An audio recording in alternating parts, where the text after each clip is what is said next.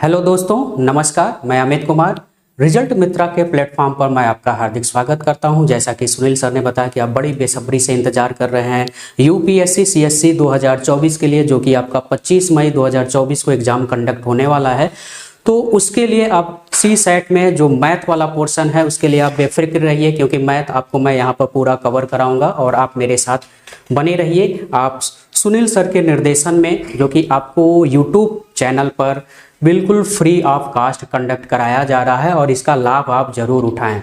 अगर इसका आप लाभ नहीं उठा पाएंगे तो यह बहुत ही शर्म की बात होगी हम लोगों के लिए भी। ठीक है, तो चूंकि आप बहुत दिन से डिमांड कर रहे हैं कि सी सेट का पोर्शन लगाया जाए, लाया जाए, ठीक है, तो अब आ गया है, तो आप एकदम तैयार हो जाएं। मैथ से आपको बिल्कुल भी नहीं डरना है, और मैं आपको मैथ पूरा बेसिक्स टू एडवांस लेवल पर ले जाऊंगा, तो आपको डरने की मैथ में बिल्कुल भी ज़रूरत नहीं है। ठीक है, तो मैथ के लिए आप बेफिक्र हो जाइए। मैं आपको पूरा विद इन टू ढाई मंथ, लगभग विद इन 2 या 3 मंथ्स हो सकते हैं, यानी आपको मैं पूरा कवर करवा दूंगा, ताकि आप उस मैथ के क्वेश्चन को क्रैक कर पाएं, जो कि 30 to 40 क्वेश्चन जो है एग्जाम में पुटअप किया जाता है, पूछा जाता है।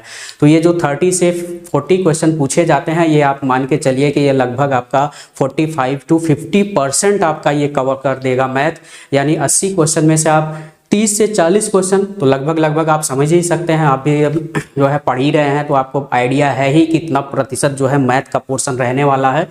ठीक है, तो आप मैथ के लिए बिल्कुल भी घबराने की जरूरत नहीं है। ठीक है, आप रिजल्ट मित्रा के प्लेटफॉर्म पे हैं, सही प्लेटफॉर्म पे हैं, और यह बिल्कुल ही आपको डरने की जरूरत नहीं है। आपको मैं बेसिक्स टू एडवांस लेवल पर ले जाऊंगा, और बिल्कुल हम लोग क्रम से चलेंगे। जैसा कि पहला टॉपिक है नंबर सिस्टम, संख्या पद्धति।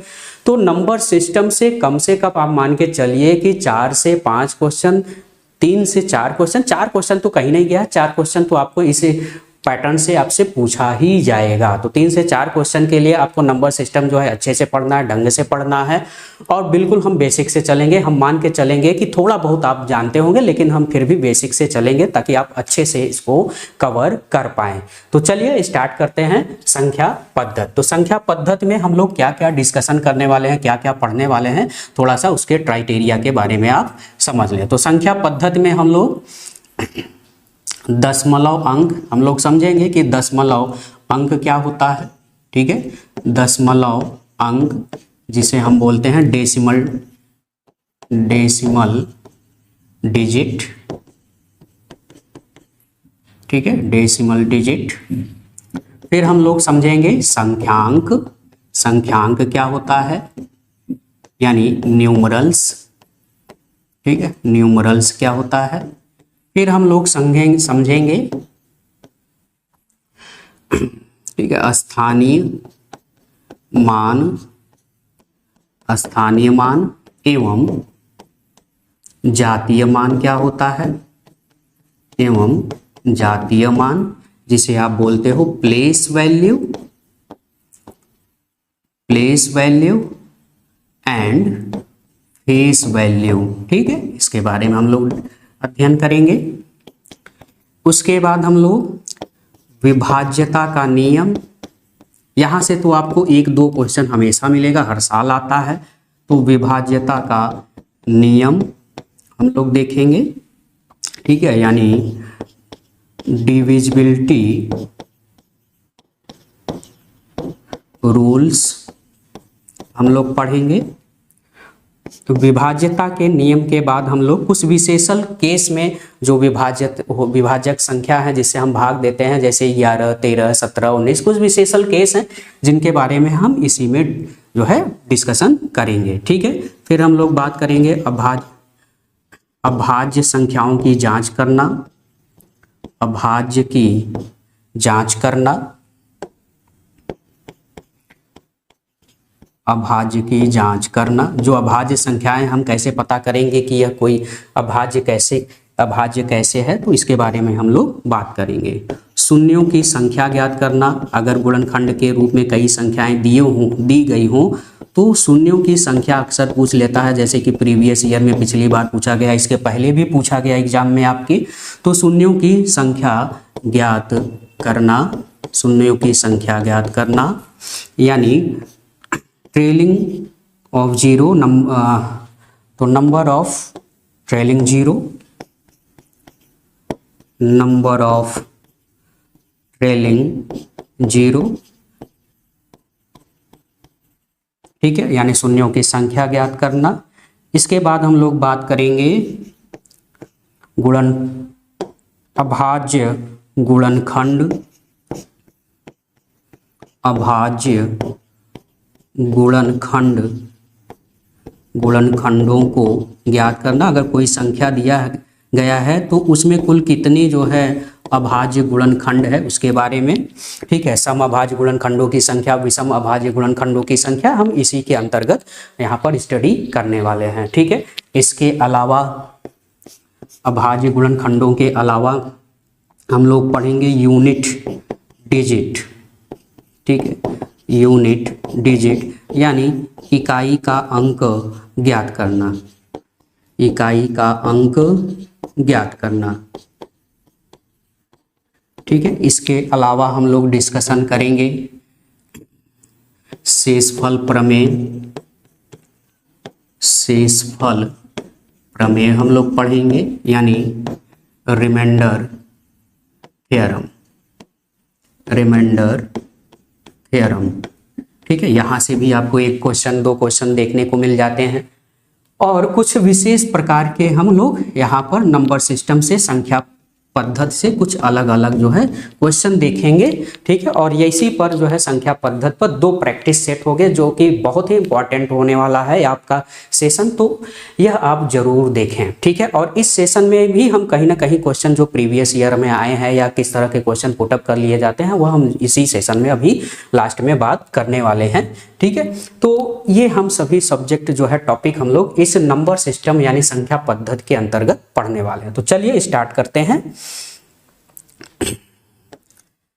संख्या पद्धति, तो संख्या पद्धति की सबसे पहले तो आप डिफिनीशन आप जान लीजिए कि संख्या पद्धति क्या होता है, ठीक है। बाकी तो आप जानते हैं, लेकिन फिर भी जो नंबर सिस्टम होता है, जो संख्या पद्धति होता है, तो नंबर सिस्टम क्या है कि संख्याओं का ऐसा क्रम जो किसी नियम, ठीक, या संक्रिया द्वारा क्रमबद्ध तरह से हम अध्ययन करते हैं, उसी को हम क्या बोलते हैं, संख्या पद्धति। संख्याओं को किसी क्रमबद्ध तरीके से अध्ययन करना ही एक क्या कहलाता है, संख्या पद्धति कहलाता है। और संख्या पद्धति में जो होता है सबसे इंपॉर्टेंट रोल है आपका भाई दशमलव अंक। अब ये दशमलव अंक क्या है, डेसिमल नंबर क्या है, दशमलव अंक यानी डेसिमल नंबर। अब ये डेसिमल नंबर क्या होता है, ठीक है, डेसिमल नंबर्स। तो दशमलव अंक का मतलब होता है 0 से लेके 9 तक, 0, 1, 2, 3, 4, 5, 6, 7, 8, 9, ठीक है। तो 0 से लेकर के 9 तक की संख्याओं को हम क्या बोलते हैं, इन्हीं संख्याओं को कहा जाता है आपका डेसिमल नंबर, यानी कुल मिलाकर के एक अंक वाली जो संख्या होती हैं उन्हीं को डेसिमल नंबर या दशमलव अंक कहते हैं। अगर कहा जाए भाई साहब कि क्या 15 दशमलव अंक है, नहीं, आप 15 को कहोगे यह 2 अंकों वाली संख्या है। 15 क्या है, 2 अंकों वाली संख्या है, ठीक है। तो ये आपको क्लियर हो गई इतनी बातें, ठीक है। तो दशमलव अंक जो 0 से लेकर 9 तक होता है उसे हम बोलते हैं दशमलव अंक कहते हैं, ठीक है। अब आगे बात करते हैं संख्यांक। संख्यांक क्या होता है, संख्यांक, ठीक है, जिसे हम बोलते हैं न्यूमरल्स। क्या बोलते हैं, न्यूमरल्स कहा जाता है, यानी संख्यांक। तो संख्यांक क्या है, ठीक है। तो संख्यांक का मतलब होता है कि अगर कोई संख्या दिया गया है तो उसके अंक का जो पोजीशन होता है, जो अंक है वह किस स्थान पर है, उसकी अवस्थिति क्या है। जैसे मान लो हमने लिख दिया 3, 4, 5, 6, 7, ठीक है। अब अगर मैं यहाँ पर कहूँ कि इस 5 का स्थान कहाँ पर है, तो आप कहोगे हमेशा दाएं से बाएं तरफ हम चलते हैं, इकाई, दहाई, सैकड़ा, यानी आप कहोगे जो 5 है वह सैकड़े के स्थान पे है। कहाँ पे है, सैकड़े के स्थान पर है, ठीक है। मैं कहूँ 4 कहाँ है, तो आप कहोगे 4 जो है 1000 के स्थान पे है, यानी 1000 प्लेस पर है, 1000 के स्थान पे है यानी 1000 प्लेस पर है, ठीक है। तो जो इकाई, दहाई, सैकड़ा, 1000, 10,000, लाख, ठीक है, ये जो पोजीशन होता है उसी को हम बोलते हैं न्यूमरल्स, यानी संख्यांक कहा जाता है। यानी किसी अंक की वह पोजीशन होती है कि वह इकाई के स्थान पे है, दहाई के स्थान पे है, ठीक, सैकड़े के स्थान पे है या हजार के स्थान पे है। क्लियर है इतनी बातें? तो आई होप कि आपको संख्यांक समझ में आ गया होगा। चलिए अगला हम नेक्स्ट बात करते हैं। अब हम लोग बात करते हैं अब इसी संख्यांक से जुड़ा हुआ आपकी जो प्लेस वैल्यू होती है, प्लेस वैल्यू और फेस वैल्यू, ठीक है, प्लेस वैल्यू और फेस वैल्यू, ठीक है, यानी स्थानीय मान, स्थानीय मान और वह जातीय मान, ठीक है, जातीय मान। जातीय मान को हम अंकीय मान भी बोलते हैं। जातीय मान को और क्या कहते हैं? अंकीय मान भी कहा जाता है, यानी डिजिट वैल्यू, है ना। तो स्थानीय मान और जातीय मान, तो अब स्थानीय मान और ये जातीय मान क्या होता है, तब यहां पर देखें। स्थानीय मान का मतलब यह हो गया, अगर कोई संख्या दिया गया है तो किसी अंक का स्थान बदल देने पर उसका मान भी बदल जाए, उसका मान भी बदल जाए तो उसे हम क्या बोलते हैं? स्थानीय मान कहते हैं। तो उसे हम क्या बोलेंगे? स्थानीय मान कहेंगे। क्या कहेंगे? स्थानीय मान कहेंगे, मान कहते हैं। जैसे, ठीक है, जैसे मान लो हमने एक नंबर लिया, हमने लिखा एक संख्या लिया 2, 3, 5, 7 या 23,578, ठीक है, हमने एक संख्या लिखा, हमने कहा 78, हमने कहा कि इस संख्या में 5 का, ठीक है, किसका?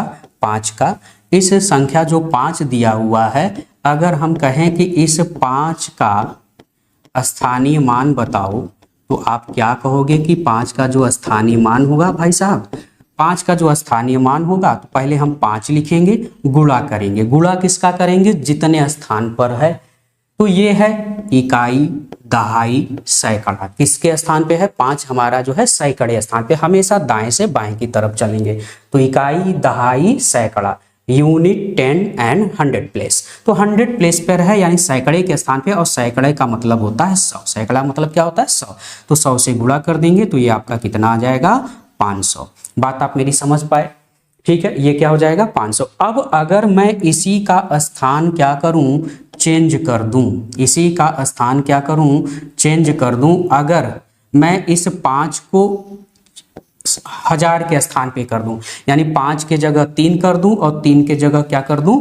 5 कर दूं, यानी कुछ संख्या हमारी जो है इस तरह से हो जाएगी कि 2, 3 के जगह हमने 5 लिख दिया और 5 के जगह हमने 3 लिख दिया, 7, और ये हो गया 8।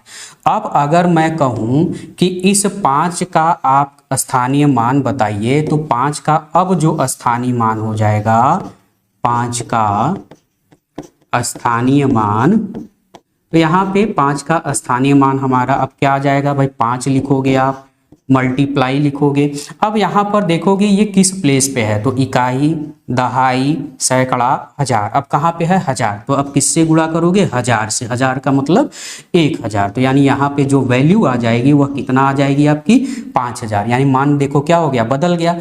जब ये सैकड़ा के स्थान पे था तो 5 का स्थानीय मान 500 आया, और जब यही 5 जो है 1000 के स्थान पे पहुंच गया तो इसका स्थानीय मान कितना हो गया? 5000 हो गया। यानी कहने का मतलब ये है कि स्थानीय मान में क्या होता है कि अगर किसी संख्या में अंक की स्थिति या पोजीशन बदल दी जाए तो उसकी वैल्यू भी क्या होती है? बदल जाती है, चेंज हो जाती है। इतनी बात समझ में आ गई आपको? क्लियर है?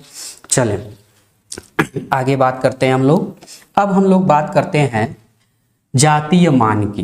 किसकी? जातीय मान। जातीय मान क्या होता है? तो जातीय मान, या जिसे हम अंकीय मान कहते हैं, तो किसी अगर कोई संख्या दिया हो तो किसी संख्या के अंक, ठीक है, किसी अंक का स्थान बदलने पर, स्थान बदलने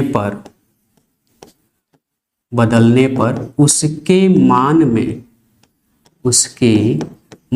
में कोई प्रभाव नहीं पड़ता है, कोई प्रभाव नहीं पड़ता है, तो उसे हम क्या कहेंगे? तो उसे हम कहेंगे जातीय मान। क्या कहेंगे? जातीय मान कहेंगे। तो उसे हम जातीय मान कहते हैं। ठीक है, हम ये बिल्कुल बेसिक से आपको सिखा रहे हैं। ठीक है, आप बिल्कुल तैयार रहें। आप अगर कुछ भी नहीं जानते हैं तो भी आपको धीरे धीरे आप प्रयास करेंगे, आने लगेगा। ठीक है, और जैसा कि सर ने आपको बताया ही है कि बाद में आपके लिए जो है स्पेशल मार्च में या अप्रैल में उन्होंने जो है कहा है कि भव्य तरीके से कंडक्ट कराएंगे। तो आप बिल्कुल बेफिक्र रहिए, आपको मैथ से बिल्कुल भी डर लगने वाला नहीं है। ठीक है, तो अगर कोई संख्या दिया, मान लो कोई संख्या दिया है, अगर उसका हम अंक का स्थान क्या कर दें? बदल दें, किसी डिजिट की, किसी अंक की स्थिति बदल दें, तब भी उसके मान में कोई प्रभाव न पड़े, तब हम उसे क्या बोलेंगे? जातीय मान या अंकीय मान कहते हैं। जैसे मान लो हमने कोई डिजिट लिया, हमने एक संख्या ले लिया, हमने संख्या लिया 5, 6, 7, 8, 9, यानी 56,789 हमने एक यहाँ पर नंबर ले लिया। अब इस नंबर में अगर हम कहें कि इस नंबर में आप 6 का जातीय मान बताइए। किसका? 6 का। तो आई होप कि आपको यह दिखाई दे रहा है। ठीक है, या कलर चेंज कर ले, इसको कलर चेंज कर लेते हैं। यानी इस 6 का अगर हम जातीय मान निकालें, 6 का जातीय मान अगर हम ज्ञात करें, तो 6 का जो जातीय मान हो जाएगा भाई, तो ये हो जाएगा 6 ही। 6 का जातीय मान क्या होगा? 6। यानी इसके इकाई, दहाई, सैकड़े, हजार कहीं भी प्लेस पर हो, उससे कोई फर्क नहीं पड़ता है। अगर पूछा गया कि 6 का जातीय मान बताइए, तो 6 ही होगा। चाहे वह इकाई के स्थान पे हो, चाहे दहाई के स्थान पे हो, चाहे कहीं भी हो, उसकी इस पोजीशन नहीं चाहिए। मान लो हमने 6 को यहाँ पर हम रख देते हैं, यानी हम लिखते हैं और 8 को उठा करके 6 के प्लेस पे कर देते हैं, तो 5, 8, 7, 6, 9। अब हम कहें कि अब इस 6 का जो है आप जातीय मान बताइए, तो 6 का जो जातीय मान हो जाएगा, 6 का जो जातीय मान हो जाएगा, अब भी वही रहेगा, चाहे यह दहाई वाले स्थान पे हो, चाहे हजार वाले स्थान पे हो। ठीक है, उसके जातीय मान में यानी उसके फेस वैल्यू में कोई प्रभाव नहीं पड़ेगा। तो आप मेरी बात ये समझ गए, यह स्थानीय मान था और यह जातीय मान था। ठीक है, कुछ दशमलव वाले कंडीशन में भी जातीय मान कभी कभी एग्जाम में पुटअप कर लिया जाता है, तो उसको भी थोड़ा सा हम देखते हैं एक क्वेश्चन के तौर पर। ठीक है, चलें, जैसे मान लो पूछ लिया कि 567.4897। ठीक है, यह एक क्वेश्चन दिया हुआ है, कह रहा है कि इसमें 8 का स्थानीय मान बताइए। किसका? 8 का। कह रहा है कि 8 का स्थानीय मान आप बताइए कि 8 का जो स्थानीय मान होगा भाई साहब, वह क्या होगा? तो 8 का स्थानीय मान, अब ये दशमलव में है तो आप चक्कर में पड़ जाएंगे भाई इसका स्थानीय मान क्या होगा। इस तरह के भी क्वेश्चन जो है एग्जाम में पुटअप किए जाते हैं। मैं आपको बिल्कुल जो है दिखाऊंगा किस तरह से एग्जाम में ये पूछे जाते हैं, इनको हम क्वेश्चन में भी जरूर देखेंगे। ठीक है, तो 8 का स्थानीय मान आप क्या करोगे? 8 लिखोगे, मल्टीप्लाई करोगे। अब देखो दशमलव वाले कंडीशन में क्या होता है कि अगर दशमलव के, ठीक है, दशमलव के इस साइड, ठीक है, दशमलव के ये पहले स्थान पे है, ये दूसरे स्थान पे है, ये तीसरे स्थान पे है, ये चौथे स्थान पे है। अगर पहले स्थान पर है, ठीक है, पहले स्थान पे है तो 1/10 से गुणा करोगे, दूसरे स्थान पे है तो 1/100 से गुणा करोगे, तीसरे स्थान पे है तो 1/1000 से गुणा करोगे, और चौथे स्थान पे है तो 1/1 लिख के 4 0 यानी 10,000 से मल्टीप्लाई करोगे। इसी तरह से यह आगे भी चलता चला जाएगा। तो हमने पूछा कि 8 का स्थानीय मान क्या होगा, तो आपने लिख लिया भाई साहब 8। 8 और 8 कहाँ पे है, दूसरे स्थान पे है, दशमलव के दूसरे स्थान पे है, तो आप क्या करोगे 1/100 से आप क्या कर लोगे गुणा। तो अब हम दशमलव इधर से गिनेंगे, इधर से नहीं, ध्यान में रखना है। तो ये क्या हो गया आपका 8/100। 8/100 को कुछ आप ऐसे भी लिख सकते हो कि 0.08, ठीक है, चाहे 8/100 ही लिखिए। तो आप मेरी बात ये समझ पाए। तो दशमलव वाला जो पोजीशन है उसमें जो हम किसी संख्या का स्थानीय मान निकालेंगे तो वही हो जाएगा। अच्छा, दशमलव वाले में अगर हम जातीय मान पूछते इसी का, किसका 8 का है, तो अगर इस 8 का जातीय मान पूछा जाए कि 8 का जातीय मान बताइए, 8 का जातीय मान बताइए क्या होगा, तो 8 का जातीय मान वही रहेगा, चाहे दशमलव हो, चाहे दशमलव न हो, चाहे इकाई के स्थान पे हो, चाहे दशमलव के बाद के स्थान पे हो, उसकी वैल्यू 8 ही हो रहेगी।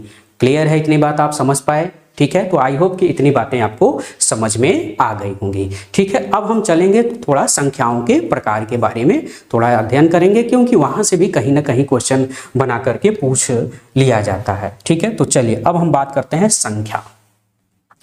संख्याओं के प्रकार। ठीक है,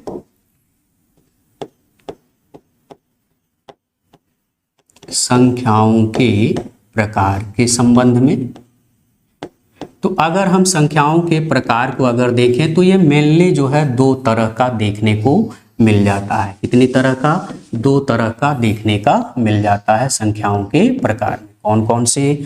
तो भाई साहब आप एक कहोगे, एक वास्तविक संख्या और एक काल्पनिक संख्या। एक कौन सी संख्या? वास्तविक संख्या, वास्तविक संख्या, और एक आप कहोगे काल्पनिक संख्या। यानी एक हो गया आपका रियल नंबर, एक हो गया आपका रियल नंबर, ठीक, और एक हो गई आपकी काल्पनिक संख्या। एक कौन सी हो गई? काल्पनिक संख्या हो गई, काल्पनिक संख्या। ठीक है, यानी जिसे हम बोलते हैं इमेजिनरी नंबर। क्या बोलते हैं? Imaginary number. ठीक है, तो ये 2 तरह की जो है संख्याएं होती हैं, वास्तविक और काल्पनिक। ठीक है, अब ये वास्तविक और काल्पनिक संख्या होती क्या है, तो इसको थोड़ा सा हम समझ लें। तो वास्तविक संख्या ऐसी निश्चित संख्या होती है जिसको हम किसी संख्या रेखा पर प्रदर्शित कर सकते हैं, जिसको हम क्या कर सकते हैं, किसी संख्या रेखा पर रिप्रेजेंट कर सकते हैं। ठीक है, यानी नंबर जो नंबर लाइन जो होता है बीच में होता है 0, 0 के राइट साइड में हमेशा हम पॉजिटिव में लिखते हैं, यानी 1, 2, 3, 4 एंड सो ऑन। इसी तरह से 0 के लेफ्ट साइड में -1, -2, -3, -4 एंड सो ऑन। ठीक है, तो वास्तविक संख्या क्या है? यह एक ऐसी निश्चित संख्या है जिसको हम संख्या रेखा पर, यह एक क्या है आपका? संख्या रेखा है। क्या है? संख्या रेखा है। ठीक है, तो किसी निश्चित संख्या को अगर संख्या रेखा पर प्रदर्शित अगर आप कर सकते हैं तो वह सभी संख्याएं कैसी संख्याएं होंगी?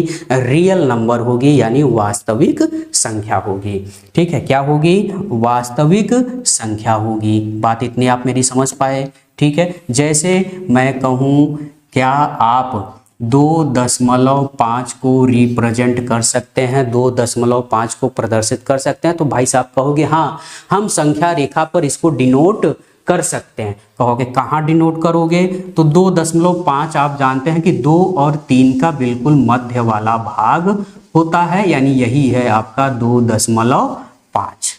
ठीक है, यही आपका क्या हो जाएगा? 2.5। यानी किसी संख्या को अगर संख्या रेखा पर आप रिप्रेजेंट कर पा रहे हैं तो ऐसी निश्चित संख्याओं को क्या कहोगे? वास्तविक संख्याएं। ठीक है, बात आप मेरी समझ पाए। अब वास्तविक संख्याएं जितनी भी परिमेय संख्या होती है, अपरिमेय संख्या होती है, पूर्णांक होता है, ठीक है, ये सभी जितनी भी संख्याएं हैं वह सभी वास्तविक संख्याओं को हम यहाँ पर रिप्रेजेंट कर सकते हैं। ठीक है भाई, इसके आगे हम लोग पढ़ेंगे। ठीक है, अच्छा, काल्पनिक संख्या क्या होती है? तो ऐसी संख्या जिसको हम संख्या रेखा पर रिप्रेजेंट ना कर पाए, यानी इसको हम संख्या रेखा पर रिप्रेजेंट नहीं कर पाते हैं तो उसको हम बोलते हैं काल्पनिक संख्या। अब ये काल्पनिक संख्या होती कैसी है, तो काल्पनिक संख्या हमेशा रूट में कोई संख्या माइनस में होगी, जैसे रूट में -2, जैसे रूट में -4, ठीक है। रूट में -4 की वैल्यू नहीं निकाली जा सकती, रूट में 4 है तो इसका मान आप निकाल लोगे, इसका मान क्या हो जाएगा, 2 हो जाएगा। रूट में 4 रहेगा तो उसकी वैल्यू आप फाइंड कर सकते हो, लेकिन रूट में -4 है तो उसकी वैल्यू आप फाइंड नहीं कर सकते हो, इसका मान निकाला नहीं जा सकता है। क्लियर है, तो ना तो ये और ना ही ये, तो यानी ये दोनों नंबर कैसे हैं, काल्पनिक। तो चाहे स्क्वायर रूट में हो, चाहे वर्गमूल में हो, चाहे घनमूल में हो। घनमूल का मतलब जैसे मान लो कोई संख्या लिखा है, कोई संख्या मान लो 8 लिखा है और यहाँ पे चतुर्थ मूल दे दिया यानी फोर्थ रूट, या फिर घनमूल जैसे दिया है, मान लो घनमूल में दे दिया यहाँ पे 9, ठीक है। तो इसकी वैल्यू भी फाइंड नहीं कर सकते। यहाँ पे 3 का मतलब यह हो जाता है कि जब कोई संख्या 3 बार उसी का गुणा रहेगा तभी वह रूट से बाहर निकल सकता है। ये वर्गमूल और घनमूल में हम लोग पढ़ेंगे, बस अभी केवल आप इतना समझिए कि ये जो संख्याएं हैं रूट में 8 माइनस यहाँ ध्यान में रखें, माइनस लगाना है, तो रूट में फोर्थ रूट -8, ठीक है, क्यूब रूट -9, ये सभी संख्याएं कैसी संख्याएं हैं, काल्पनिक संख्याएं हैं। इतनी बात आप समझ पाए, तो इसे हम क्या बोलेंगे, काल्पनिक संख्या कहेंगे, ठीक है। तो वास्तविक संख्या, काल्पनिक संख्या, ये बातें आपको समझ में आ गई होंगी। अब थोड़ा सा हम लोग आगे चलते हैं, ठीक है।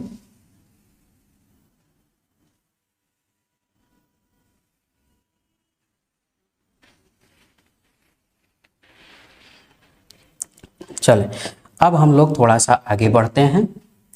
अब ये जो वास्तविक संख्या होती है यह 2 तरह की होती है। वास्तविक संख्या यह भी 2 तरह की, एक तो शांत दशमलव संख्या। कैसी संख्या, शांत दशमलव संख्या, यानी कुछ ऐसी वास्तविक संख्याएं होंगी जो शांत दशमलव संख्या होंगी, कुछ ऐसी वास्तविक संख्याएं होंगी जो अशांत होंगी, यानी अशांत दशमलव संख्या, अशांत दशमलव संख्या, ठीक है, अशांत दशमलव संख्या, ठीक है। यानी इनको इंग्लिश में हम बोलते हैं terminate decimal number, terminate decimal number, ठीक, टर्मिनेट डेसिमल नंबर। और ये होता है नॉन टर्मिनेट, ठीक है, नॉन टर्मिनेट डेसिमल नंबर, ठीक है। बिल्कुल हम लोग बेसिक से चल रहे हैं, आप एकदम बिल्कुल सीख रहे हैं। तो शांत दशमलव संख्या टर्मिनेट डेसिमल नंबर और अशांत दशमलव संख्या नॉन टर्मिनेट डेसिमल नंबर, ठीक है। अब ये जो शांत दशमलव संख्या है या अशांत दशमलव संख्या है, तो शांत दशमलव संख्या का मतलब यह हो गया, यानी कोई ऐसी संख्या होगी जैसे मान लो हमने लिखा 4/5। अब अगर 4/5 हमने लिखा है तो 4/5 का मतलब क्या हो गया भाई, 5 में भाग दोगे, आप दशमलव ले जाओगे, भाग देना सभी को आता होगा, तो ये 0 हो जाएगा, 5 अट्ठे क्या हो जाएगा 40, यानी इसका मान जो आएगा 0.8 आ जाएगा। यानी भाग देने पर यह पूरी तरह से क्या हो गया, विभाजित हो गया। और जब पूरी तरह से विभाजित हो जाता है तो उसे हम कहते हैं शांत दशमलव संख्या, ठीक है। तो ये कैसा हो गया, शांत दशमलव संख्या। जैसे हमने कहा 1.75, तो यह भी क्या है, शांत दशमलव संख्या। 5.879 यह भी क्या है, शांत दशमलव संख्या। मैं कहूँ 2 क्या है, तो आप यह भी कहोगे 2 भी शांत दशमलव संख्या, क्योंकि 2 को आप 2.0 भी लिख सकते हो, 2 को आप 2.0 भी लिख सकते हो। यानी ये सभी जो 2 है यह भी शांत है, 5 है वह भी शांत है, 4/5 है यह भी कैसी संख्या है, शांत दशमलव संख्याएं हैं। इतनी बात आपको समझ में आ गई। चलिए अशांत दशमलव संख्या देखते हैं। तो अशांत का मतलब कि भाग देने पर वह कटे ही न पूरी तरह से, ठीक है। जैसे हमने मान लो लिख दिया कि 5/3, क्या लिख दिया, 5/3। अब अगर देखें कि अगर हम 3 से 5 में अगर हम भाग दें तो 3 एक का 3 बन जा 3 हो जाएगा, और ये 3 एक नम 3 मतलब कितना बच गया 2। दशमलव ले जाओगे तो एक जीरो बढ़ेगा, दशमलव ले जाने पर एक ही जीरो बढ़ेगा, तो ये हो जाएगा आपका 3 छः 18। कितना बचा माइनस कर देंगे तो यहाँ पे आ जाएगा 2। फिर दशमलव है तो एक जीरो अपने आप ही बढ़ेगा, फिर 3 छः 18 ये आ गया, फिर घटाया तो ये फिर कितना आ गया 2 बच गया, फिर आपका ये जीरो आ गया, फिर 3 छः 18, ये 2 ऐसे बचता जाएगा और यह कभी भी समाप्त नहीं होगा। यानी 5/3 का जो मान आएगा वह आएगा 1.666 एंड सो ऑन। ठीक है, यानी इस तरह से ये चलता रहेगा। ठीक है, जब इस तरह से चलता रहेगा तो ये कैसा हो गया अशांत दशमलव संख्या, यानी कभी ये शांत नहीं होगा। ठीक है, बात आप समझ पाए। जैसे हमने लिखा 2.757575 एंड सो ऑन, तो ये कैसी संख्या कही जाएगी, यह भी कही जाएगी भाई अशांत दशमलव संख्या। क्लियर है। जैसे मैं लिखूं 1.6938501432 ... ठीक, अब यहाँ पे भी 1.6938501432 ... यह भी कैसी संख्या अशांत है, लेकिन इन दोनों को देखने पर आपके माइंड में एक जरूर क्लिक होगा कि ये दशमलव के बाद जो है कोई अंक बार बार दोहरा रहा था, यहाँ पे 6 बार बार दोहराई दे रहा है, और यहाँ पे 7 5 7 5 7 5 यानी 2 अंक का दोहराव हो रहा है, और यहाँ पे 0.6938501433 यानी किसी अंक का दोहराव नहीं हो रहा है, और ये संख्या अनंत तक चली जा रही है। तो ऐसी संख्या भी अशांत दशमलव होगा। तो अब आपके माइंड में ये क्लिक कर रहा होगा कि ये अलग है, ये अलग है। हाँ, बिल्कुल अलग है, और इसीलिए इसको 2 कैटेगरी में यहाँ पर हमने डिवाइड कर रखा है। तो हम इसको 2 कैटेगरी में बांट सकते हैं। कैसे? एक आप कहोगे रिकरिंग डेसिमल नंबर, रिकरिंग, ठीक है, recurring non terminate decimal number. ठीक है, रिकरिंग का मतलब क्या होता है आवर्ती, रिकरिंग का मतलब क्या होता है आवर्ती। ठीक है, और एक आप कहोगे भाई साहब नॉन रिकरिंग, क्या कहोगे non recurring non terminate decimal number. ठीक है, जिसे आप कहोगे अनावर्ती, क्या कहोगे अनावर्ती।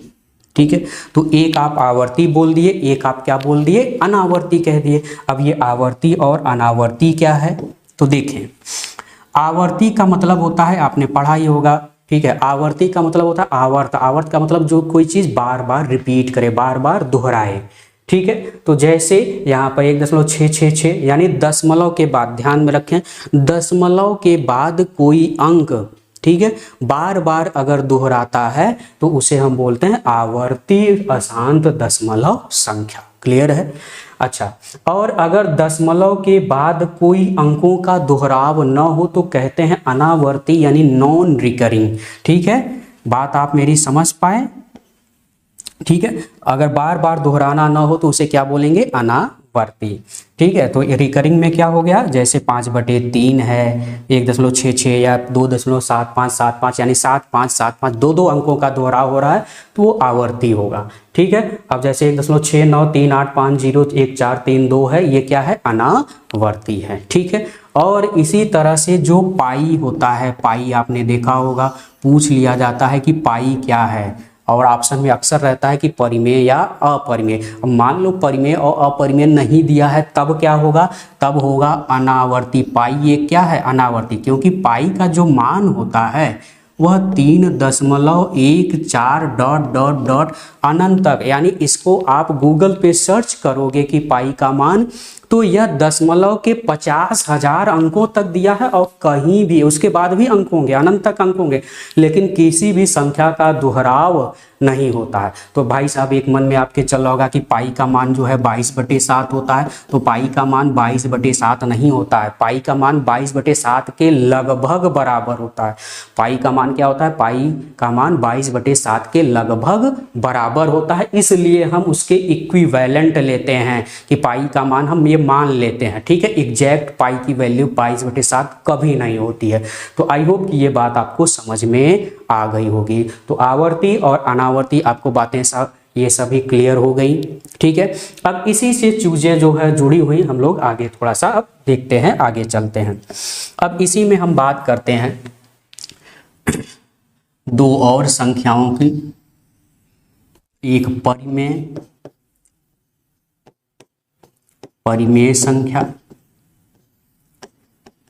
ठीक है, परिमेय संख्या जिसे आप बोलते हो रेशनल नंबर, ठीक है। क्या बोलते हो? रेशनल नंबर्स, ठीक है, परिमेय संख्या। और एक आपकी हो गई अपरिमेय संख्या। क्या हो गई? अपरिमेय संख्या, ठीक है। ये चीजें हम थोड़ा बेसिक इसलिए चल रहे हैं क्योंकि इसी पर बेस्ड अभी हम लोग क्वेश्चन भी देखेंगे, ठीक है। अपरिमेय संख्या जिसे आप बोलते हो इरेशनल नंबर, ठीक है, इरेशनल नंबर, ठीक है, इरेशनल नंबर, ठीक है। रेशनल नंबर क्या है? तो अभी हमने बताया कि रेशनल नंबर ये कौन से रेशनल नंबर होंगे जो जितनी भी शांत दशमलव वाली संख्या हैं, जितनी भी शांत दशमलव वाली संख्या है वह सभी संख्याएं कैसी संख्याएं हैं? परिमेय है। क्या है? परिमेय है। इसके अलावा, ठीक है, इसके अलावा आवर्ती किंतु क्या हूं? अशांत हूं। आवर्ती अशांत दशमलव वाली संख्याएं भी, दशमलव संख्या भी क्या होगी आपकी? तो वह भी आपकी परिमेय संख्या होगी। शांत दशमलव संख्या जैसे 2.5, 3/4, 3/4 को काटोगे तो ये कट जाएगा, कट जाएगा मतलब शांत हो जाएगा, ठीक है। जैसे 2 है, -5 है, -6 है, ठीक है, या -1/5 है। यह सभी संख्याएं कैसी हैं? यह सभी की सभी जो संख्याएं हमने लिखी हैं यह सभी की सभी जो है शांत दशमलव वाली संख्या है, ठीक है। आवर्ती अशांत दशमलव संख्या मतलब, तो आवर्ती अशांत दशमलव संख्या मतलब जैसे 4/3, 5/11, 78/97, ये सभी संख्याएं कैसी है? अगर इन संख्या से हम भाग देंगे तो ये कभी भी कटेंगे नहीं। ये दशमलव के बाद बार बार क्या होंगे? रिपीट होंगे, और जहां भी रिपीट होंगे वहां हो जाएगा आवर्ती। तो आवर्ती अशांत दशमलव वाली संख्याएं सभी कैसी संख्या होती हैं? तो ये आवर्ती, ये क्या है आपका? आवर्ती अशांत दशमलव वाली संख्याएं हैं, और इस संख्या को हम क्या बोलते हैं? परिमेय संख्या, ठीक है। अभी हम परिमेय संख्या का दूसरा भी डिफिनीशन आपको दिखाएंगे। पहले यह जान लीजिए शांत और अशांत के रूप में, मान लो परिमेय संख्या कुछ इस तरह से दिया गया हो तो हम कैसे परिमेय संख्या उसको समझेंगे, ठीक है, क्लियर है। अपरिमेय संख्या क्या होती है? तो ये अनावर्ती वाली, तो जितनी भी अनावर्ती होती हैं, अनावर्ती अशांत, ठीक है, अनावर्ती अशांत दशमलव, अनावर्ती अशांत दशमलव संख्या, ठीक है। तो अनावर्ती अशांत दशमलव संख्याएं जितनी भी हैं वह सभी संख्याएं कैसी हैं? अपरिमेय। या अशांत दशमलव संख्या में हमने आपको क्या बताया कि जैसे कि 1.7520189 एंड सो ऑन, ठीक है।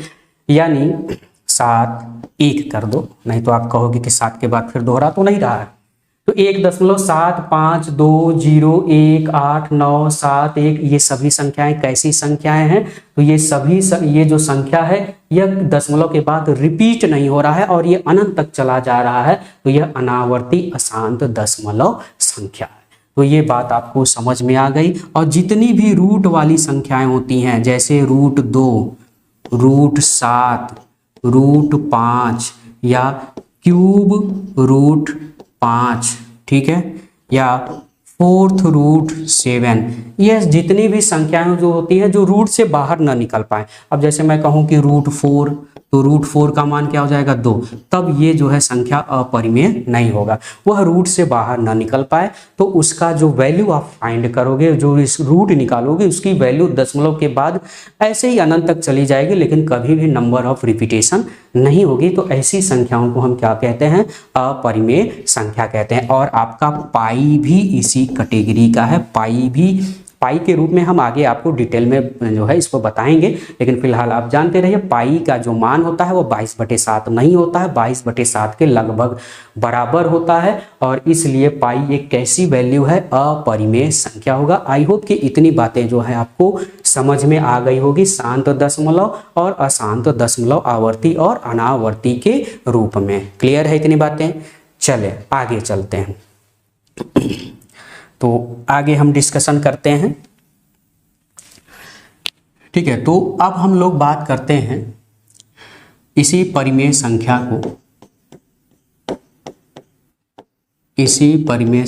को हम थोड़ा सा आपको और डिटेल में बताते हैं। परिमेय जो संख्या होती है, जो रेशनल नंबर होता है, रेशनल नंबर को हम p/q के फॉर्म में लिखते हैं। किसके फॉर्म में लिखते हैं? q/q के फॉर्म में हम लिख सकते हैं। तो जिस संख्या को p/q के फॉर्म में लिखा जा सके या लिखी जा सके, ठीक है, लिखा जा सके, उसे हम क्या बोलेंगे? तो हम कहेंगे भाई साहब यह एक क्या है? परिमेय संख्या है। जैसे 7 को, क्या 7 को इसको लिखा जा सकता है? हाँ, आप कहोगे 7 को हम 7/1 लिख सकते हैं। ठीक है, ठीक है, तो यानी इसका मतलब 7 क्या है? परिमेय संख्या है। अच्छा, आपके माइंड में चल रहा होगा ये p/q सर लिख दिए हैं, तो ये p/q का मतलब क्या है? तो भाई p और q का मतलब यह है कि ये जो p और q है यह दोनों बिलोंग करते हैं, ये बिलोंग्स टू का सिंबल है। ठीक है, यानी ये संबंधित है। किससे संबंधित है? तो यह सभी के सभी इंटीजर्स हैं। क्या है? पूर्णांक हैं, यानी इंटीजर्स है। जस्ट अभी हम इसकी भी चर्चा कर रहे हैं। तो p और q क्या है? पूर्णांक है। पूर्णांक का मतलब होता है पूर्ण अंक। पूर्णांक का मतलब क्या होता है? पूर्ण अंक। ठीक है, पूर्ण अंक। अपूर्ण ये जो अंक होता है, पूर्ण अंक, यानी ये जो संख्या होती है, पूर्ण अंक वाली जो संख्या होती है, वो दशमलव के बाद 0 होती है। दशमलव के बाद कोई अदर संख्या न हो। जैसे हमने लिखा 5 को तो आप 5.0 भी तो लिख सकते हो। ठीक है, यानी दशमलव के बाद केवल 0 हो। दशमलव के बाद क्या हो? केवल 0 हो, तो वह क्या होगा? पूर्ण अंक होगा। और दशमलव के बाद अगर कोई अंक हो जाता है तो वह पूर्ण अंक नहीं कहा जाएगा। जैसे हमने लिख दिया 5.7, यानी दशमलव के बाद अगर केवल 0 है, ठीक है, और उसके बाद कोई अंक ना हो, ठीक है, केवल 0, तो वह पूर्णांक होगा। क्लियर है इतनी बात? तो ये पूर्ण अंक होगा। यह प्लस में भी हो सकता है, माइनस में भी हो सकता है, 0 भी हो सकता है। अभी हम पूर्णांक के बारे में डिटेल चर्चा करेंगे। ठीक है, तो ये बात क्या हो गई? p और q क्या हो गए? पूर्णांक हो गए। लेकिन q not equal to 0, q not equal to 0। क्यों? क्योंकि हर का जो मान है वह शून्य नहीं होना चाहिए। हर का मान शून्य नहीं होना चाहिए। क्यों? क्योंकि अगर हम किसी भी संख्या को 0 से अगर हम भाग देते हैं, 0 से किसी भी संख्या को अगर हम भाग देंगे तो वह अनंत हो जाएगा। क्या हो जाएगा? अनंत। अनंत का मतलब होता है अनिश्चित। अनंत का मतलब क्या हो जाएगा? अनिश्चित। तो अनिश्चित संख्या हो जाएगी। और परिमेय संख्या एक निश्चित संख्या होती है, न कि अनिश्चित होती है। ठीक है, और परिमेय संख्या किसके प्रकार में हम पढ़ रहे हैं? वास्तविक संख्या के प्रकार में पढ़ रहे हैं। परिमेय संख्या एक वास्तविक संख्या का प्रकार है और हम यह वास्तविक संख्याओं के अंतर्गत पढ़ते हैं। और वास्तविक संख्या जितनी भी होती हैं वह सब निश्चित होती हैं। और 0 से जब भाग देंगे 2 देगो तो यह अनिश्चित हो जाएगा। जैसे अगर हम कहें 4/0, तो 4/0 का मतलब हो गया इनफाइनाइट। इनफाइनाइट मतलब अनिश्चित। क्या हो गया? अनिश्चित संख्या है, यानी यह निश्चित नहीं है। और जब निश्चित नहीं है तो वह परिमेय नहीं हो सकता। इसलिए हर में कभी भी शून्य नहीं होना चाहिए। क्लियर है इतनी बातें? तो ये तो हो गई परिमेय संख्या की डिफिनीशन। ठीक है, और अपरिमेय क्या हो जाएगा? तो इसी में अपरिमेय आपका हो जाएगा अपरिमेय संख्या। तो अपरिमेय संख्या का मतलब जिसको p/q के फॉर्म में न लिखा जा सके। और जितनी भी रूट वाली संख्याएं, √2 है, √3 है, √5 है, इनको P बटे Q के रूप में आप नहीं लिख सकते, और जब नहीं लिख सकते हो, इनको नहीं रिटेन कर सकते हो P बाई Q के फॉर्म में, तब हम उनको क्या कहेंगे, अपरिमेय संख्याएं कहेंगे। तो आई होप कि इतनी बातें जो है आपको समझ में आ गई होंगी। ठीक है, तो ये परिमेय हो गया, ये अपरिमेय हो गया। अब हम बात करते हैं इसी परिमेय के अंतर्गत, ठीक है, पूर्णांक। ठीक है, क्या बात करेंगे, पूर्णांक। ठीक है, पूर्णांक यानी इंटीजर। ठीक है, इंटीजर्स। ठीक है, कभी कभी क्वेश्चन में लिखा रहता है, जैसे लिखा रहता है कि x बिलोंग्स टू i, और आप कभी कभी इसको समझ नहीं पाते हो। ठीक है, तो i का मतलब होता है इंटीजर, कहीं भी लिखा रहेगा तो यानी x किससे बिलोंग करता है, i से बिलोंग करता है, मतलब इंटीजर है, पूर्णांक है। तो इंटीजर को i से भी इंडिकेट करते हैं और हम यहाँ पर z से भी इंडिकेट करते हैं। ठीक है, तो चलो पहले बात करते हैं, सॉरी,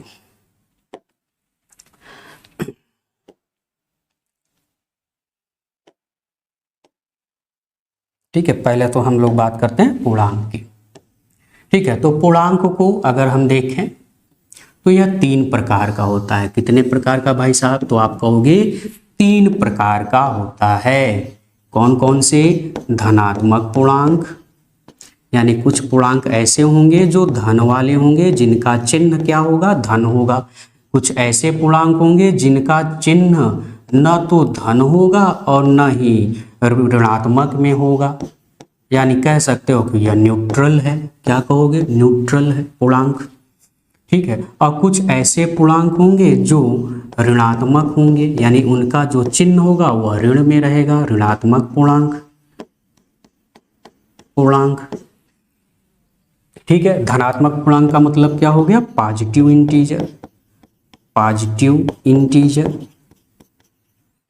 ठीक है, पॉजिटिव इंटीजर। ये हो गया आपका जीरो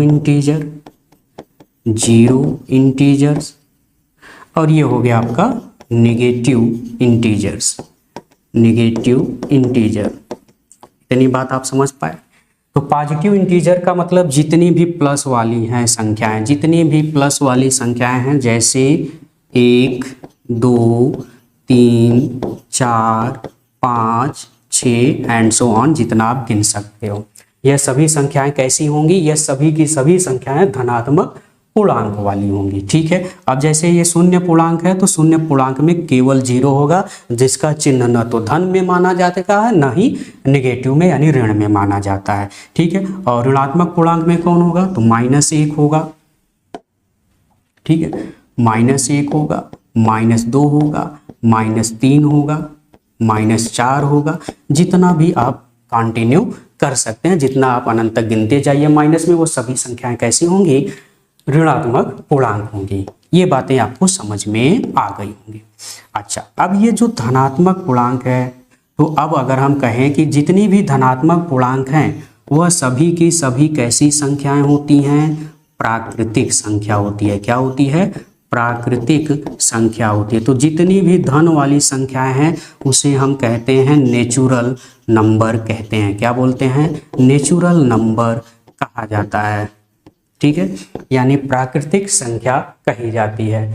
ठीक है, तो प्राकृतिक संख्या कहाँ से स्टार्ट होगी गुरुजी, तो कहोगे आप 1, 2, 3, 4, 5, 6, जहाँ तक आप गिन सको वह सभी की सभी संख्याएं कैसी हैं, नेचुरल नंबर है, यानी प्राकृतिक संख्या है। क्लियर है इतनी बातें। अच्छा, तो अब ये जो धनात्मक पूर्णांक है, अगर हम इसमें शून्य पूर्णांक भी इंक्लूड कर लें, किसको इंक्लूड कर लें, धनात्मक पूर्णांक में शून्य पूर्णांक भी अगर इंक्लूड कर लें, तब हम उसी को कह देते हैं पूर्ण संख्या। क्या बोलते हैं, पूर्ण संख्या कह देते हैं, जिसे कहा जाता है होल नंबर। क्या कहा जाता है, होल नंबर कहा जाता है। ठीक है, पूर्ण संख्या। तो पूर्ण संख्या भाई साहब कहाँ से स्टार्ट होगी, तो आप कहोगे यह 0, 1, 2, 3, 4, 5 एंड सो ऑन। क्लियर है, यानी अब यहाँ से एक निष्कर्ष यह निकाला जा सकता है कि जितनी भी प्राकृतिक संख्या कहाँ से स्टार्ट हो रही, 1 से, तो 1 2 3 4 5 6 ये क्या है, नेचुरल नंबर भी है, धनात्मक पूर्णांक भी है। तो ये सभी की सभी जो प्राकृतिक संख्या है वह पूर्ण संख्या में निहित है, वह सभी की सभी पूर्ण संख्या में निहित है। लेकिन हम ये नहीं कह सकते कि सभी पूर्ण संख्या प्राकृतिक संख्या होती है, क्योंकि इसमें 0 है और 0 प्राकृतिक संख्या नहीं होती है। तो सभी प्राकृतिक संख्या पूर्ण संख्या होती है, किंतु सभी पूर्ण संख्या प्राकृतिक संख्या नहीं होती है। और नेचुरल नंबर को हम किससे इंडिकेट करते हैं, तो नेचुरल नंबर को n से इंडिकेट किया जाता है। जैसे अगर कहीं लिखा रहेगा a belongs to n, तो आप समझ जाओगे कि ये जो a वाली संख्या है वह नेचुरल नंबर से बिलोंग करती है, नेचुरल नंबर से संबंधित है। ठीक है, कहीं अगर लिखा रहेगा भाई साहब कि यक्स बिलोंग्स टू w, तो इसका मतलब जो यक्स संख्या है वह किससे बिलोंग करता है, होल नंबर से। और होल नंबर में जो संख्या होगी इन्हीं में से कोई एक होल नंबर रहेगा जो यक्स का मान होगा। समझ में बात आ गई। अच्छा, हमने इंटीजर कहा, जैसे कि यक्स बिलोंग्स टू i लिखा हो चाहे यक्स बिलोंग्स टू z, तो इंटीजर या पूर्णांक को i या फिर z से इंडिकेट करते हैं। अगर धनात्मक होगा तो i प्लस लिखा होगा या फिर z प्लस लिखा होगा, यानी लिखा रहेगा कि x belongs to z plus. तो इसका मतलब आप समझ जाओगे कि यह किससे बिलोंग करता है, कि यक्स एक धनात्मक पूर्णांक से बिलोंग करता है, यानी यक्स का जो भी मान होगा वह धन पूर्णांक में होगा। क्लियर है इतनी बात। और अगर लिखा होगा कि x belongs to z minus या z माइनस या फिर लिखा होगा i माइनस, तो आप तुरंत समझ जाओगे मेरे भाई साहब कि यह यक्स किससे बिलोंग करता है, निगेटिव इंटीजर से बिलोंग करता है। इसका मतलब यक्स का जो भी मान होगा वह ऋणात्मक में माना जाएगा या आएगा। क्लियर है, इतनी बातें आप समझ में आ गई होगी। ठीक है, चले अब हम बात करते हैं नेचुरल नंबर की, यानी प्राकृतिक संख्या की। प्राकृतिक संख्या यानी नेचुरल नंबर। ठीक है, नेचुरल नंबर्स। अब ये जो नेचुरल नंबर्स है, ये जो प्राकृतिक संख्या है, इसको यहाँ पर मैं 4 कैटेगरी में बांट रहा हूँ। ठीक है, 4 कैटेगरी में इसको मैं यहाँ पर बांट रहा हूँ। पहला कि कुछ ऐसी प्राकृतिक संख्याएं होंगी जो 2 से विभाज्य होंगी, जो 2 से क्या होंगी, अभी हम लोग विभाज्यता का नियम भी पढ़ेंगे, वो आगे चल करके पढ़ेंगे। तो कुछ ऐसी संख्याएं होंगी जो 2 से क्या होंगी, विभाज्य हों। ठीक है, तो 2 से जो विभाज्य होने वाली संख्याएं होंगी, ठीक है, 2 से विभाज्य होने वाली जो संख्याएं होंगी, उन संख्याओं को भाई साहब हम क्या बोलते हैं, तो उसे कहेंगे सम संख्या। क्या कहेंगे, सम संख्या, यानी इवन नंबर। क्या कहेंगे, इवन नंबर्स। क्लियर है। ठीक है, और ये कौन सी संख्या होगी भाई, 2 होगी, 4 होगी, 6 होगी, 8 होगी, 10 होगी, जहां तक आप प्राकृतिक संख्याओं में कंटिन्यू काउंट कर सकते हो। ठीक है, दूसरी कि कुछ ऐसे भी नंबर होंगे जो 2 से विभाज्य नहीं होंगे, 2 से विभाज्य न हो।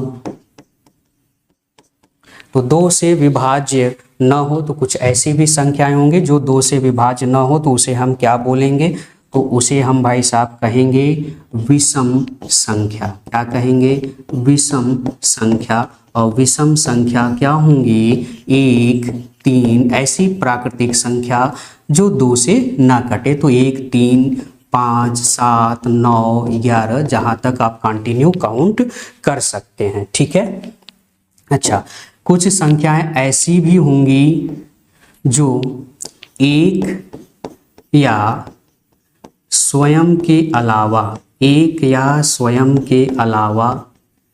अलावा किसी तीसरी संख्या से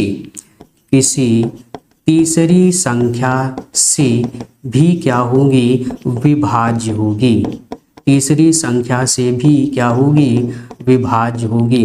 तो ऐसी संख्या को हम क्या कहेंगे, तो हम कहेंगे ऐसी संख्या को भाज्य संख्या, यानी वह किसी तीसरी संख्या से क्या होगा, कट जाएगा। जैसे 6 है तो मैं कहूँगा कि 6 तो 1 से कटेगा ही, 6 1 से कटेगा, 6 से भी कटेगा, स्वयं से भी कटेगा, लेकिन इसके अलावा 2 और 3 से भी कटेगा, यानी यह 2 और संख्याओं से विभाज्य हो रहा है, इसलिए हम इसे कैसा क्या कहेंगे, भाज्य संख्या।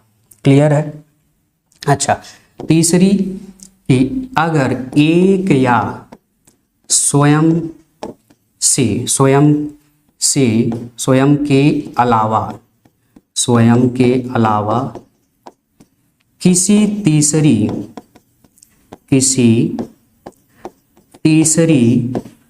संख्या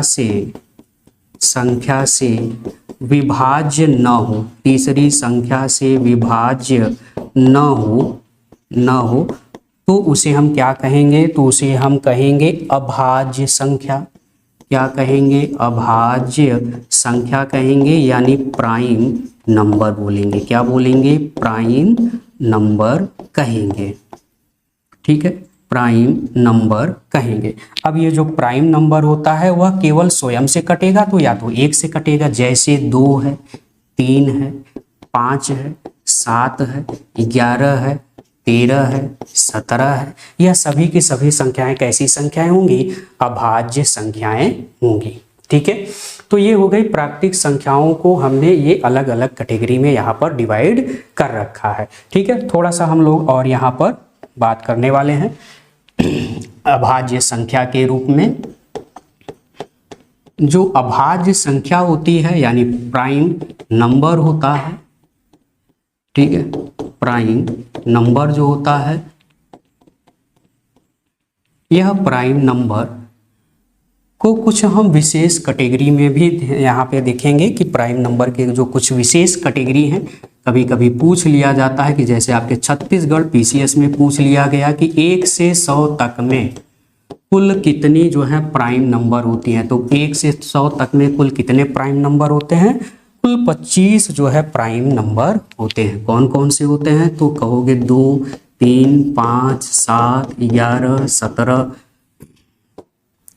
13, 17, 19, 23, 29, 31, 37, 41, 43, 47, 53, 59, 61, 67, ठीक है, 67, 71, 73, 79, 83 और 97। ठीक है, तो ये सभी की सभी संख्याएं यानी गिन लें तो 1, 2, 3, 4, 5, 6, 7, 8, 9, 10, 11, 12, 13, 14, 15, 16, 17, 18, 19, 20, 21, 22, 23, 24, अच्छा 83, एक यहाँ पे हो गया आपका 89। ठीक है, तो ये कुल जो है 25 ऐसी संख्याएं हैं जो अभाज्य होंगी यानी प्राइम नंबर होगा। ठीक है, प्राइम नंबर होगा। अच्छा, इस प्राइम नंबर में अगर 1 से 50 तक में अगर हम देखें यहाँ पर 1 से 50 तक में, तो 1 से 50 तक में जो टोटल प्राइम नंबर होता है उनकी जो टोटल संख्या होती है वह होती है 15। कितनी होती है, 15 होती है। ठीक है, इतनी बातें जो है ध्यान में आपको रखना है। अच्छा, एक होता है युग्म अभाज्य। क्या होता है, युग्म अभाज्य यानी पेयर प्राइम नंबर।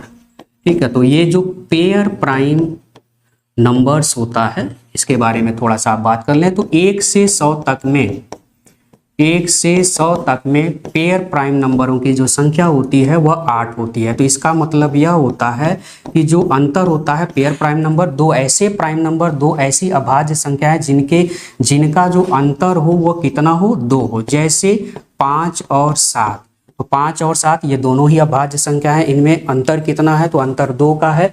तो इसका मतलब यह क्या है, युग्म अभाज्य। जैसे 11 और 13 ये क्या है, युग्म, यानी दोनों ही ऐसे युग्म अभाज्य संख्याओं का जोड़ा है जिनका डिफरेंस जो है 2 है। जैसे 17 और 19। ठीक है, तो ये सभी कैसे हैं, युग्म अभाज्य संख्याएं हैं। ठीक है, चलिए अब मैं यहाँ पर कुछ बेस्ड जो है क्वेश्चन आपको दिखा देता हूँ।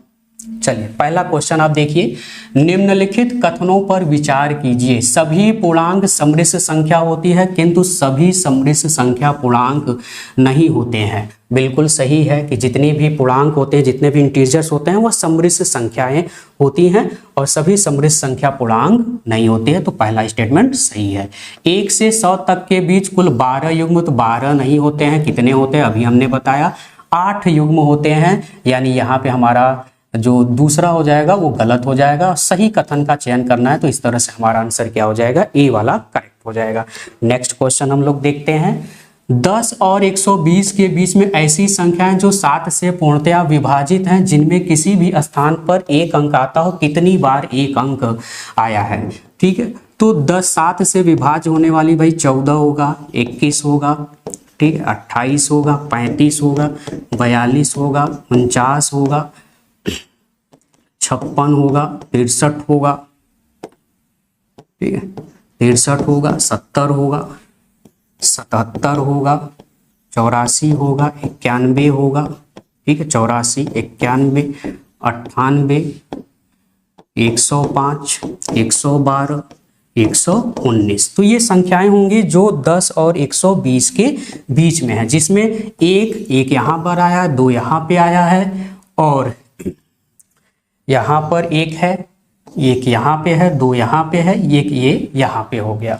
यानी इस तरह से कुल 1 2 3 4 और 4 8 कुल संख्याएं हैं। यानी हमारा आंसर कौन सा हो जाएगा, सी वाला आंसर यहाँ पर करेक्ट हो जाएगा। नेक्स्ट क्वेश्चन देखते हैं। 7 और 11 सहअभाज्य संख्या है किंतु 9 और 13 सहअभाज्य संख्याएं नहीं है। तो यहाँ पे सहअभाज्य संख्या यह भी है, सहअभाज्य संख्या यह भी है। तो सहअभाज्य संख्या हमने अभी जस्ट बताया कि सहअभाज्य संख्या क्या होती है। तो सहअभाज्य संख्याएं वे अभाज्य संख्या जिनका गुणनखंड 1 के अलावा कोई दूसरी संख्या न हो। तो पहला वाला स्टेटमेंट गलत हो जाएगा क्योंकि यह भी सहअभाज्य है।